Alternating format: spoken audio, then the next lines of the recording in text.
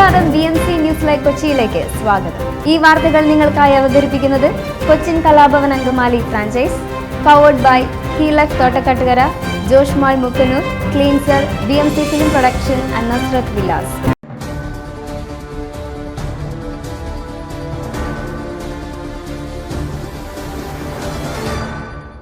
ആലപ്പുഴ ജില്ലയിൽ പക്ഷിപ്പനി സ്ഥിരീകരിച്ച അമ്പലപ്പുഴ വടക്ക് panchayat ward 7, Edathua panchayat ward 10, Thakazhi panchayat ward 4 എന്നിവിടങ്ങളിൽ ഇന്ന് കള്ളിങ് നടത്തും. അമ്പലപ്പുഴയിൽ ഏകദേശം 790 പക്ഷികളെയും എടത്വയിൽ 33,974 പക്ഷികളെയും തകഴിയിൽ 10,867 പക്ഷികളെയും ഉൾപ്പെടെ 45,631 പക്ഷികളെ നശിപ്പിക്കും. പ്രഭവ കേന്ദ്രത്തിന് 1 കിലോമീറ്റർ ചുറ്റളവിലെ പക്ഷികളെയാണ് നശിപ്പിക്കുക.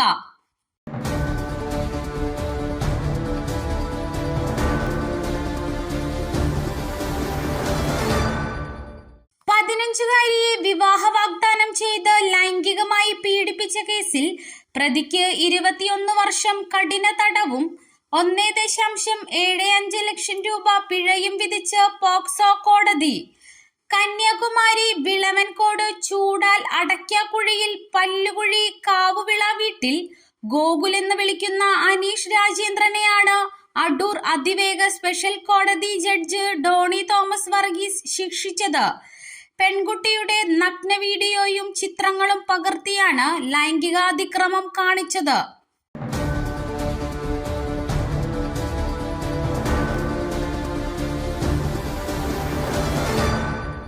പെരിയാറിൽ കുളിക്കാനിറങ്ങിയ യുവതി മുങ്ങി മരിച്ചു. പെരുമ്പാവൂരിലാണ് അപകടം.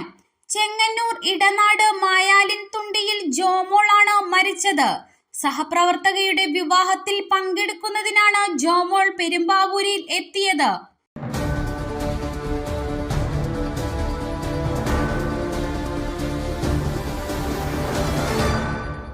വയനാട് നെല്ലിയമ്പം ഇരട്ടക്കൊലക്കേസിൽ പ്രതി അർജുന് വധശിക്ഷ.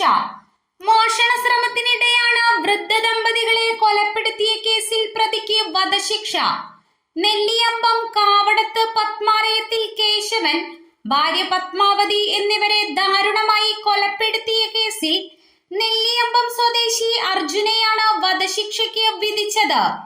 വധശിക്ഷയ്ക്ക് പുറമെ വീട്ടിൽ അതിക്രമിച്ച് കയറിയതിന് 10 വർഷം തടവും 1 ലക്ഷം രൂപ പിഴയും, തെളിവ് നശിപ്പിക്കലിന് 6 വർഷം തടവും 1 ലക്ഷം രൂപ പിഴയും വിധിച്ചിട്ടുണ്ട്. Wayanad additional district and sessions കോടതിയാണ് ശിക്ഷ വിധിച്ചത്.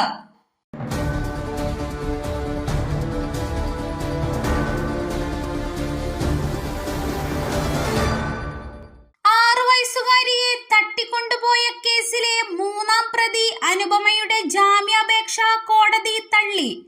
വിദ്യാർത്ഥിയായ തന്റെ പഠനം തുടരാൻ അനുവദിക്കണമെന്നായിരുന്നു ആവശ്യം. കൊല്ലം 1ാം അഡീഷണൽ സെഷൻസ് കോടതിയാണ് ജാമ്യാപേക്ഷ തള്ളിയത്. ജാമ്യം നൽകിയാൽ സാക്ഷികളെ സ്വാധീനിക്കാനും ഭയപ്പെടുത്താനും സാധ്യതയുണ്ടെന്ന പ്രോസിക്യൂഷൻ വാദം കോടതി അംഗീകരിച്ചു. കേസിൽ ആദ്യമായാണ് പ്രതികളുടെ ഭാഗത്തു നിന്നു ജാമ്യാപേക്ഷ നൽകുന്നത്.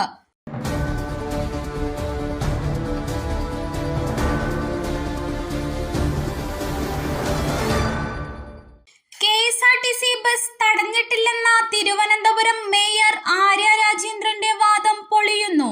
ഇന്ന് youth congress March.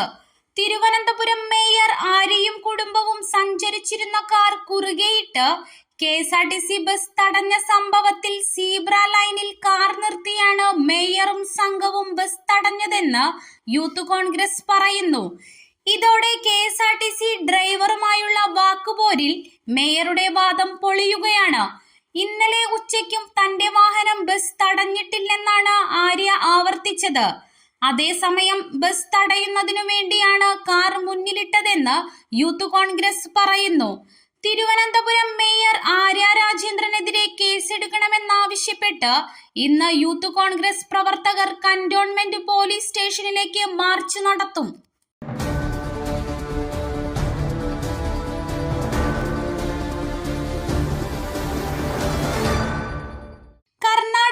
ഹസനിലെ sitting എംപിയും JDS സ്ഥാനാർത്ഥി പ്രജ്വൽ രേവണ്ണയുമായി ബന്ധപ്പെട്ട അശ്ലീല വീഡിയോ വിവാദം പുകയുന്നതിനിടെ പ്രജ്വലിന്റെ വീട്ടിൽ ജോലി ചെയ്തിരുന്ന സ്ത്രീ പരാതിയുമായി രംഗത്തെത്തി. പ്രജ്വലിനും പിതാവ് HD രേവണ്ണയ്ക്കുമെതിരെയാണ് ലൈംഗികമായി പീഡിപ്പിച്ചെന്ന പരാതി നൽകിയത്. അതിജീവിതകൾ അവർ നേരിട്ട പീഡനങ്ങൾ വിവരിക്കുന്ന വീഡിയോ കണ്ടതിന് പിന്നാലെയാണ് താൻ പരാതിയുമായി മുന്നോട്ട് വന്ന് അച്ഛന്റെയും മകന്റെയും പേര് വെളിപ്പെടുത്താൻ തയ്യാറായതെന്ന് പരാതിക്കാരി പറഞ്ഞു.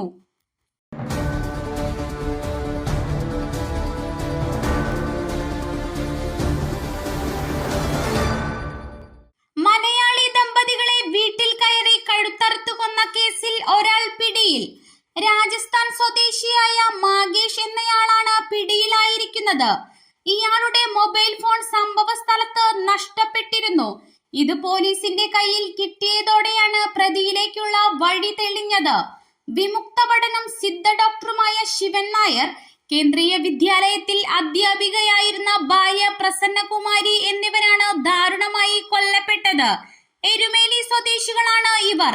മോഷണ ശ്രമത്തിനിടെയാകാം കൊല നടന്നതെന്നാണ് പോലീസിന്റെ നിഗമനം.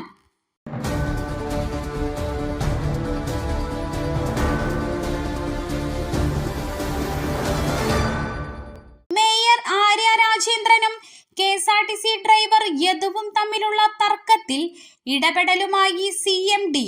യദുവിനെ പിരിച്ചുവിടേണ്ടതില്ലെന്നും തൽക്കാലത്തേക്ക് മാറ്റി നിർത്താനുമാണ് CMDയുടെ ശുപാർശ. ഇതു സംബന്ധിച്ച് ഗതാഗത മന്ത്രി KB ഗണേഷ് കുമാറിന് CMD റിപ്പോർട്ട് നൽകി.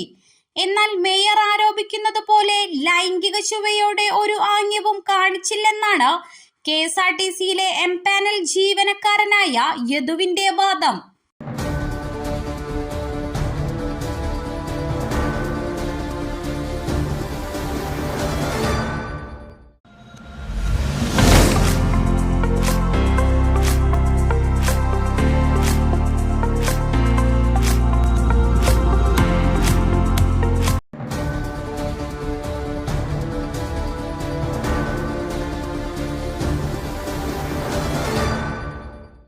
മറ്റൊരു വാർത്തയുമായി കണ്ടുമുട്ടുന്നതുവരെ നന്ദി.